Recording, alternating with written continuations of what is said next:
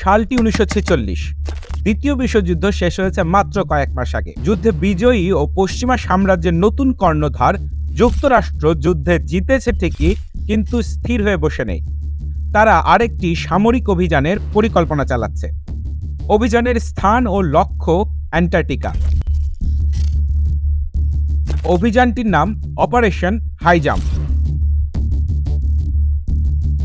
Operation হাইজাম্পের নেতৃত্ব দেওয়া হয় অ্যাডমিরাল রিচার্ড ই বার্ডকে। তিনি ছিলেন একজন দক্ষ পাইলট ও পোলার এক্সপ্লোরার। 1926 সালে নর্থ পোলের উপর দিয়ে জীবনের ঝুঁকি নিয়ে বিমান উড়ানোর জন্য যুক্তরাষ্ট্রের সর্বোচ্চ সামরিক সম্মাননা মেডেল অফ অনার প্রদান করা হয় রিচার্ডকে।